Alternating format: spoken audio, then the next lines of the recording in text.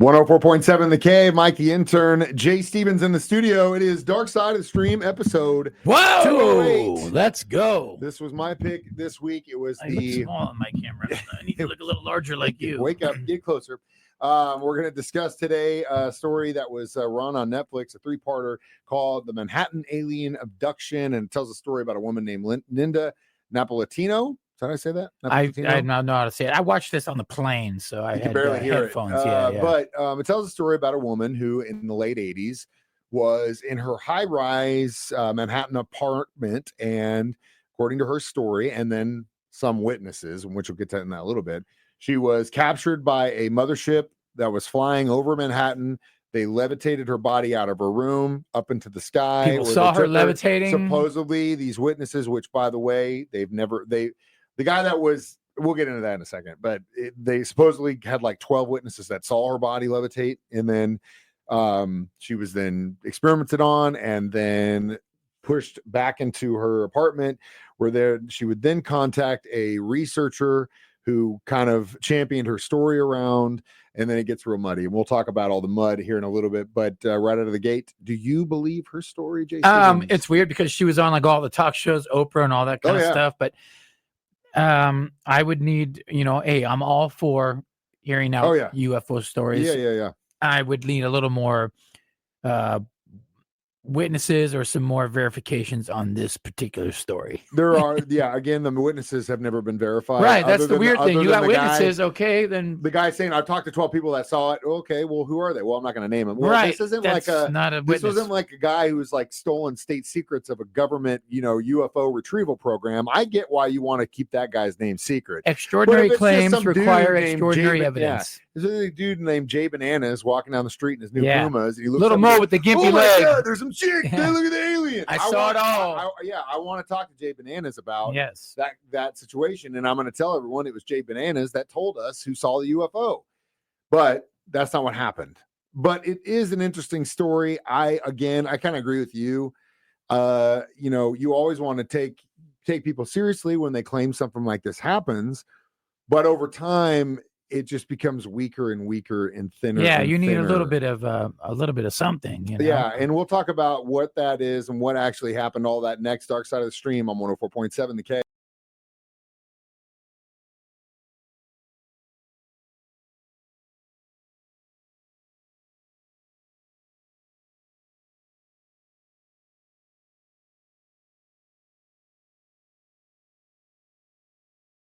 Mike the Intern, Jay Stevens back in the studio. Dark Side of the Stream, episode 208, The Manhattan Alien I was a Abduction. light in the sky. I was making sure they weren't coming to get me. I would like to go on record and say that I've never been abducted. Do you know this for a factual? I mean, as far as I know, I don't have any weird things in my body. I haven't had any kind of weird. I don't think I've ever been abducted either. I remember as a child, I here had we some go. weird Here we go. like half sleep dream things happen where I felt like something or someone was in my room kind of situation. Demons, aliens. But I've always come back to that. It was just a child imagination. I had really bad insomnia growing up, and maybe it was just like that, or I was dreaming. Maybe it was Cronky, the early version of Cronky. Conky, who haunts your child. Conky. So I'm gonna pull that Conky card on him. So anyway, so I never really like thought to myself like, oh my God, I was abducted. It's just like one of those things where I thought, well, it's a weird occurrence. But again, my mom always had some weird kind of alien thing that she said she saw him when she was growing up in Kansas. She had some sort of weird experience. Really? Yeah. We need to get your mom on.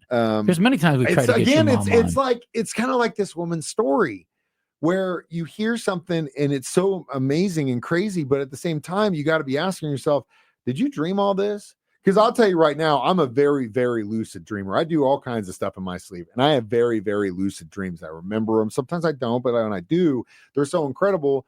It's kind of like we make the joke sometimes between Jay and I about girlfriends that have dreams about you doing something wrong, and then they wake up and they're pissed at you. And they're mad at me. And you're like, what are you talking about? Well, that's a great example of how sometimes in our sleep, can be real. Dreams happen. We have emotional ties to those, whether they're horrifying and scary, and we wake up in a pool of sweat, or just an incredible, awesome dream. When you wake up, you're like, I want to go back to sleep so I can. I had a dream last night. I was with Sebastian Bach. And he tried so hard to go back to sleep. I did. We're not going to talk about what they actually were doing. We're doing Halloween stuff, yeah, dude. That's what you say. That's not what you said when we were off camera. Anyway, Dark Side of the Stream. We'll talk more about alien abductions and whether or not this lady's story is true next on 104.7 The Cave.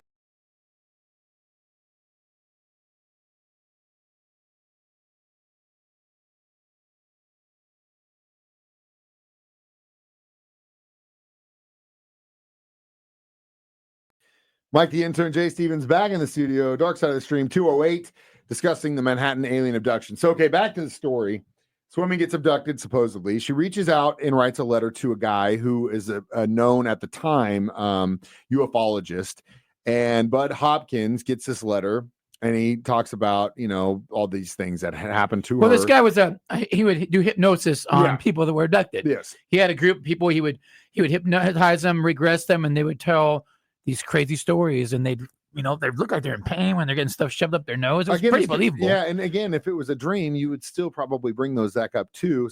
I don't know though, but anyway, he worked with her and goes around, tries to get the witnesses. They say they had about 20, but then they had 12. In his book that he wrote about this, he used pseudonyms for all of these, but it really is not a whole lot of evidence to corroborate what he's saying. The only thing that they have is the communication between Hopkins and the woman in these letters. See, that's where, like with fighter pilots and stuff, and these government guys that are seeing them in their jets, they've got radar, they've got visual, they've got stats. That's a little more believable than, hey, yeah, a lot of people saw it with me, but I don't know, they're not going to talk to you. It's like, I don't know. If you and me saw a UFO, I would hope that you would be like, have my back and say, yeah, I saw it. And you have the security guard guy who said that he never saw anything, even though he was supposedly there when this thing happened.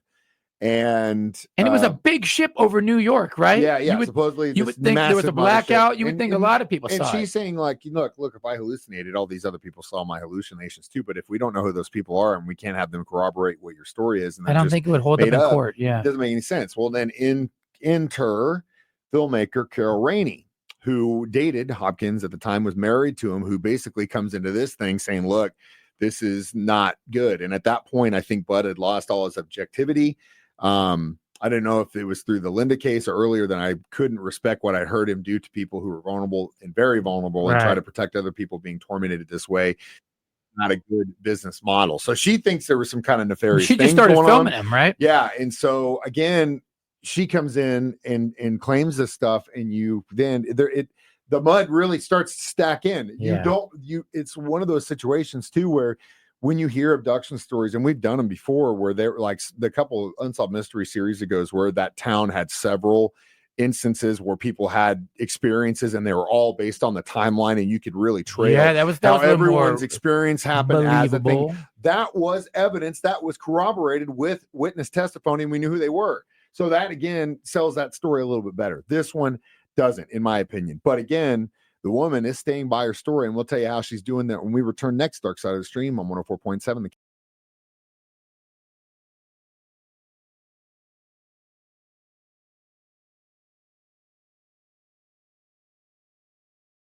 Mike, the intern, Jay Stevens, back in the studio one more time. It's Dark Side of the Stream, episode 208 this week, the Manhattan alien abduction. Now, after we picked this documentary and watched it, a lawsuit was brought to court in which the woman who claims she was abducted is now suing the filmmakers of this documentary, claiming the plot that thickens. They are essentially saying that everything that she did was false. They were just kind of not, what did they say? The project defames her, paints her in an unflattering light, and steals the work of an author who first wrote about her story more than 20 years ago, which that would be Hopkins' book. And it allows that Carol was allowed to play a prominent role in the docuseries as an expert skeptic in the field, when instead, allegedly, it was an embittered alcoholic ex-wife hell-bent on revenge against her husband.